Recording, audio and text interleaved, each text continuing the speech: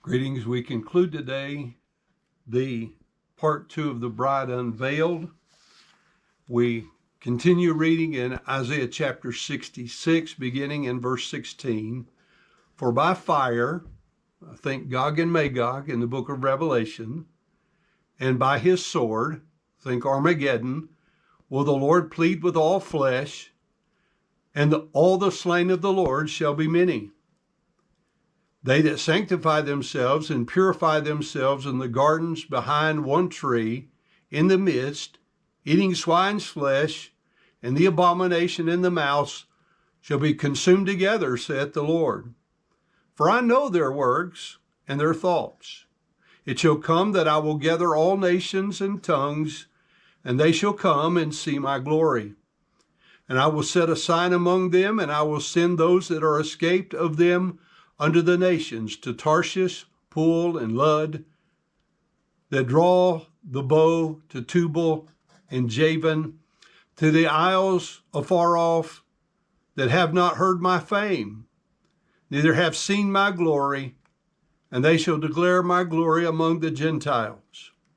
Isaiah 66:20 says, and they shall bring all your brethren for an offering unto the Lord out of the nations, upon horses, and in chariots, and in litters, and upon mules, and upon swift beasts, to my holy mountain Jerusalem, saith the Lord, as the children of Israel bring an offering in a clean vessel into the house of the Lord. And I will also take of them for priests and for Levites, saith the Lord. Verse 22 says, for as the new heavens and the new earth, which I will make, shall remain before me, saith the Lord, so shall your seed and your name remain. And it shall come to pass that from one new moon to another, and from one Sabbath to another, shall all flesh to come and worship before me, saith the Lord. And they shall go forth and look upon the carcasses of the men that have transgressed against me. For their worms shall not die, neither shall their fire be quenched, and they shall be an abhorring unto all flesh. Now this passage refers to the present age, to the tribulation, to the millennial, and to the eternal ages. Therefore, care must be given to rightly divide the information according to its appropriate time frame. In Matthew chapter 8, beginning at verse 10, it says, when Jesus heard it, he marveled, and said to them that followed, verily I say unto you, I have not found so great faith, no, not in Israel. And I say unto you, that many shall come from the east and the west, and shall sit down with Abraham and Isaac and Jacob in the kingdom of heaven. But the children of the kingdom shall be cast out into outer darkness.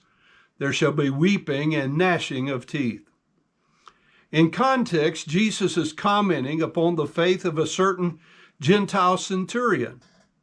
The centurion would sit down with Abraham, Isaac, and Jacob, or Israel, because of his faith, while some Jews would be cast out because of their failure to believe. Now let's go back to Matthew chapter 4, beginning at verse 12, and read through verse 25. Now when Jesus heard that John was cast into prison, he departed into Galilee. And leaving Nazareth, he came and dwelt in Capernaum, which is upon the sea coast in the borders of Zebulun and Naphtali. And that it might be fulfilled, which was spoken by Isaiah the prophet, this is from Isaiah 9, 1 and 2, the land of Zebulun and the land of Naphtali by the way of the sea beyond Jordan, Galilee of the Gentiles. The people which sat in darkness saw great light, and to them which sat in the region and shadow of death, light is sprung up. From that time Jesus began to preach and to say, repent, for the kingdom of heaven is at hand. And Jesus, walking by the Sea of Galilee, saw two brethren, Simon called Peter, and Andrew his brother, casting a net into the sea, for they were fishers. And he saith unto them, follow me, and I will make you fishers of men. And they straightway left their nets and followed him. And going on from thence, he saw other two brethren, James the son of Zebedee, and John his brother, in a ship with Zebedee their father, mending their nets, and he called them. And they immediately left the ship and their father and followed him. And Jesus went about all Galilee, teaching in their synagogues, and preaching the gospel of the kingdom, and healing all manner of sickness and all manner of disease among the people. And his fame went throughout all Syria, and they brought unto him all sick people that were taken with divers disease and torments, and those which were possessed with devils or demons, and those that were lunatic, and those that had the palsy, and he healed them. And there followed him great multitudes of people from Galilee and from Decapolis and from Jerusalem and from Judea and from beyond Jordan. Now we should not fail to make the connection between the faith of this Gentile centurion in Capernaum and the evangelistic work of the Jews. Time and space will not allow us to include Ezekiel chapter 40, verse 1, through Ezekiel 48 and verse 35 in this message. However, the bulk must be considered to some degree here in light of Hebrews 8, which was cited in part in the beginning of part 1. I do need to devote a brief time to the 12 tribes of Israel in historical context.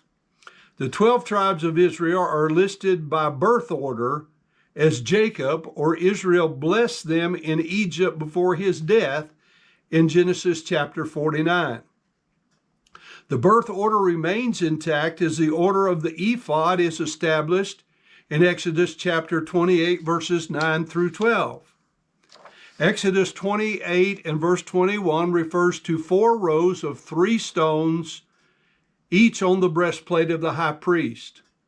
Each of these stones was inscribed with the name of a tribe. Now, some have gone to great lengths to match stone and name. However, considering the Hebraic order being right to left and bottom to top, thus totally opposite of the English order of left to right and top to bottom. So I can draw no firm conclusion based upon the biblical evidence. However, we will offer some ideas later in this study.